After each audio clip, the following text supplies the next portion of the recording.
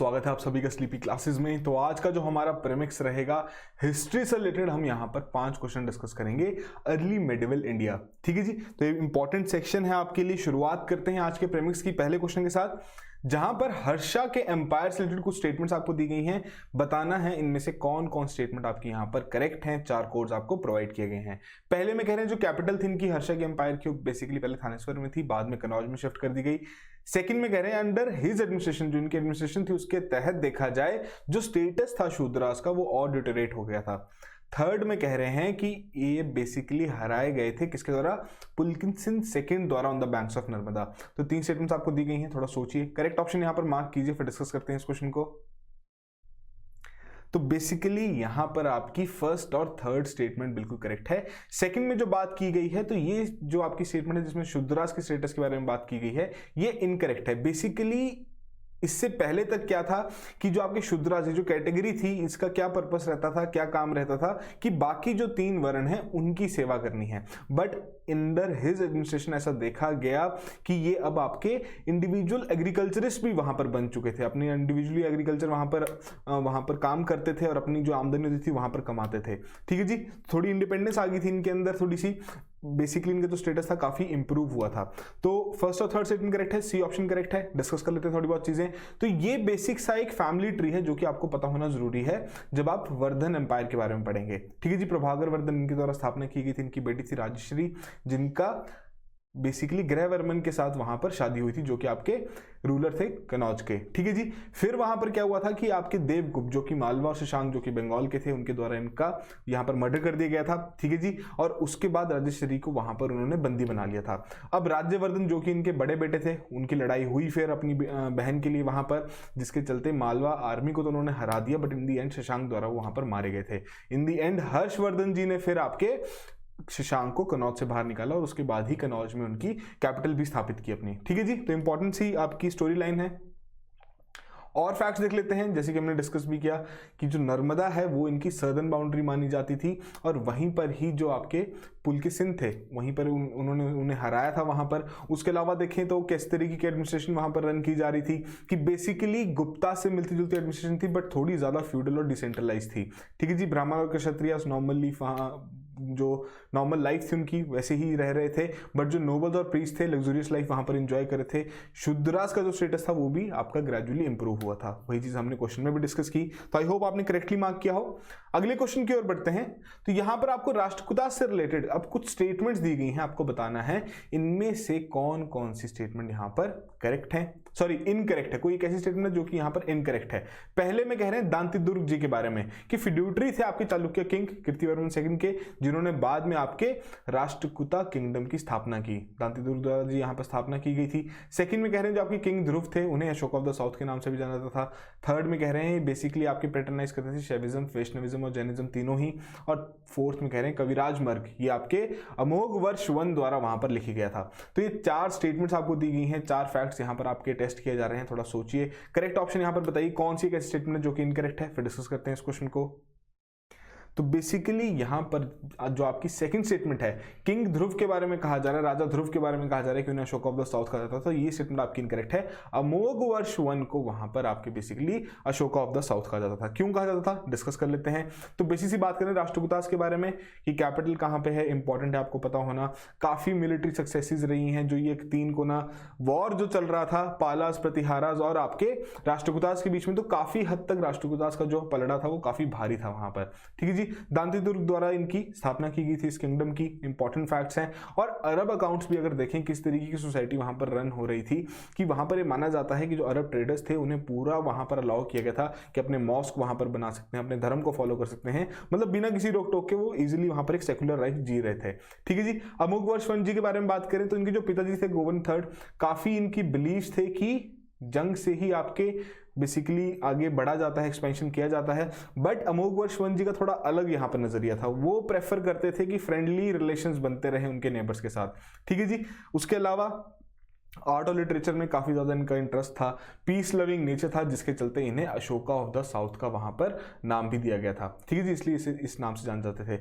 उसके अलावा कविराज जो आपका ये पीस है, ये भी जो आपकी कन्नड़ा वर्क है ऑन पोएटिक्स, ये भी आपका इनके द्वारा ही लिखा गया था। तो इस तरीके से क्या क्या टाइटल्स दिए गए हैं, कौन कौन से राजा को क्या उन्होंने कॉन्ट्रीब्यूशन की है आर्ट एंड लिटरेचर में, तो ये सभी चीज़ें आपके लिए इंपॉर्टेंट रहती हैं। क्वेश्चन किसी भी तरीके से पूछा जाए तो एटलीस्ट एक हम अच्छा अटेम्प्ट तो वहाँ पर देख सकें, ठीक है जी।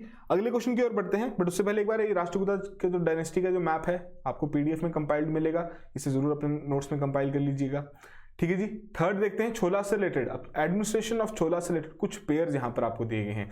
पेयर्स किस फॉर्मेशन में है कि टर्म दी गई है और उसका क्या मतलब है, ठीक है जी। 3 पेयर्स दिए गए हैं, 4 कोड्स प्रोवाइड किए गए हैं, बताना है इनमें से कौन कौन से पेयर्स यहां पर आपके करेक्ट हैं।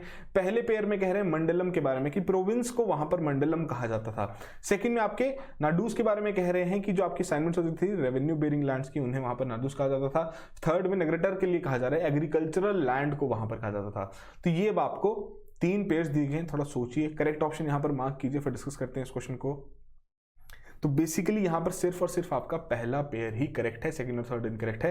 डिस्कस कर लेते हैं, बट उससे पहले एक बार किस तरीके की एडमिनिस्ट्रेशन वहां पर रन की जा रही थी। तो यहां पर जो ऐसी टर्म्स रहती हैं इंपॉर्टेंट, जो कि उस दौरान यूज की जा रही थी किसी भी सिस्टम के एडमिनिस्ट्रेशन के लिए इंपॉर्टेंट रहती है कि उस तरीके से भी आपको क्वेश्चन पूछा सकता है। जैसे कि यहां पर राज्यम या फिर राष्ट्रियम इस नाम से जाना जाता है, काफी इजीली आप बता सकते हैं कि पूरे एम्पायर को कहा जा रहा है। मंडलम्स आपके इसमें प्रोविंसेस थे जो कि गवर्नर और वायसरॉय द्वारा वहां पर गवर्न किए जाते हैं, जो कि जनरली आपके रॉयल ब्लड के प्रिंसेस या फिर नोबल फैमिली से ही बिलोंग करते थे, ठीक है जी। फिर उसके बाद जो प्रोविंसेस थे इन्हें कोटम्स में डिवाइड किया गया, फिर अगेन वो आपके नडूज में डिवाइड किए गए जिन्हें हम डिस्ट्रिक्ट्स कहते हैं।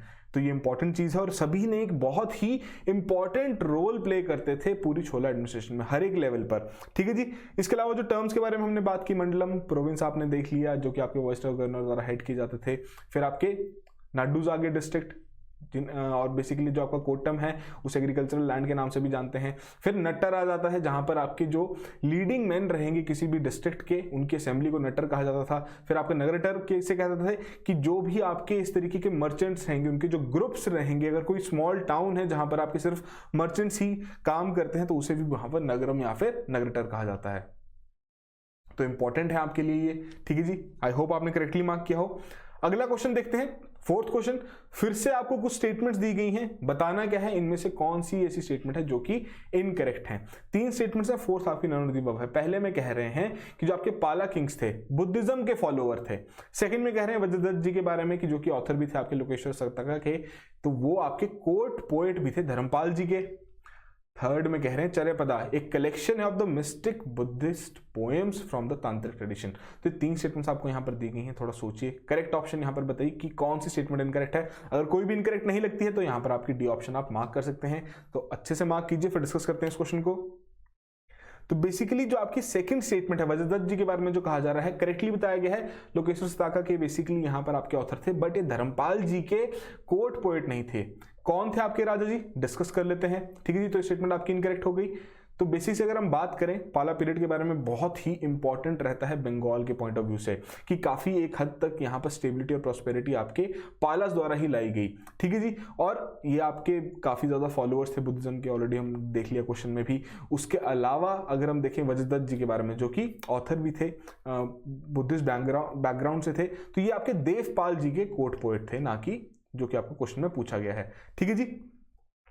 इसके अलावा जो आपकी प्रोटो बंगाली लैंग्वेज है वो भी आपकी जनरली पाला रूल के अंडर ही डेवलप हुई, जो कि बहुत ही एक इंपॉर्टेंट तरीके से वहां पर फाउंडेशन उन्होंने सेट की, जो कि आपकी करंट बंगाली लैंग्वेज है। तो इंपॉर्टेंट है इस तरीके से जितने भी फैक्ट्स रहते हैं किसी भी सिस्टम से रिलेटेड, किसी भी किंगडम से रिलेटेड क्या चीज़ें उन्होंने कंट्रीब्यूट की हैं, तो ये सभी चीज़ें आपको पता होनी जरूरी हैं, ठीक है जी। और जनरली जो आपका मेडिवल जो वाला पार्ट है, जो अर्ली मेडिवल वाला पार्ट है, काफ़ी ऐसे छोटे छोटे डायनेस्टीज हैं, काफ़ी ऐसी छोटे छोटे किंगडम्स हैं जिन्होंने काफ़ी ज़्यादा काम किया है वहाँ पर, जिनका फैक्ट्स काफ़ी ज़्यादा हैं। तो सजेशन यहाँ पर बहुत सिंपल सा है कि कभी भी किसी भी आप डायनेस्टी के बारे में पढ़ते हैं तो बहुत ही सिंपल तरीके से आप वहाँ पर नोट्स बना सकते हैं कि क्रोनोलॉजिकली नोट्स बनाइए कि कौन सा राजा आया, क्या चीज़ उन्होंने वहाँ पर परफॉर्म की, एक एक करके हर एक राजा की कॉन्ट्रीब्यूशंस वहाँ पर देख लीजिए क्या उनका वहाँ पर सर्कल रहा, और इन दी एंड थोड़ा शॉर्ट नोट्स में कि किस तरीके की वहाँ पर एडमिनिस्ट्रेशन रन की गई, ठीक है जी, जनरली किस तरीके की एडमिनिस्ट्रेशन थी और सोशल स्टेटस क्या था।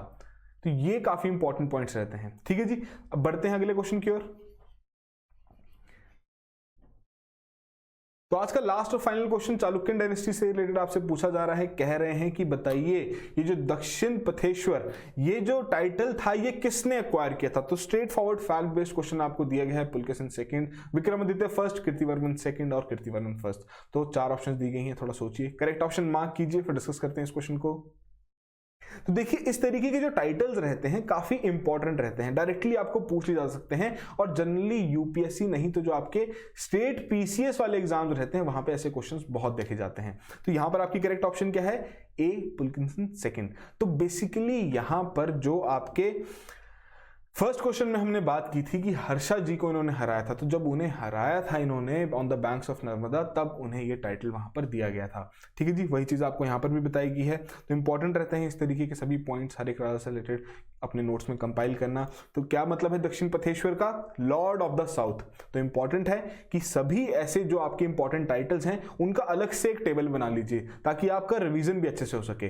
तो ये थे आज के हमारे 5 क्वेश्चंस। आई होप आप में से सभी ने ही अच्छे से परफॉर्म किया हो। सिंपल से क्वेश्चन थे बट कुछ ज्यादा फैक्चुअल थे, वो मैं एक्सेप्ट करूंगा। तो अगर आपका स्कोर कम भी आ रहा होगा तो इंपॉर्टेंट नहीं है कि आपको दोबारा से सभी चीजें रिवाइज करनी है। एक बार देखिए किस तरीके के क्वेश्चन यहाँ पर हमने डिस्कस किए हैं, जो जो चीजें आपने मिस की हैं अपने नोट्स में उन्हें डेफिनेटली कंपाइल कीजिए। वो बहुत इंपॉर्टेंट है क्योंकि अगर हम आज पढ़ रहे हैं, आज हमारा फीडबैक मिल रहा है, हमें पता लग रहा है कि जी हाँ हमें इस पॉइंट का ध्यान नहीं आया, तो उसे लिखना बहुत इंपॉर्टेंट है ताकि जब आप दोबारा कभी रिवाइज करें तो आपको ध्यान आए वो वाला पॉइंट पढ़ के कि जी हाँ ये मुझसे गलती हुई थी, तो इसे रिवाइज करना उतना ही इंपॉर्टेंट है।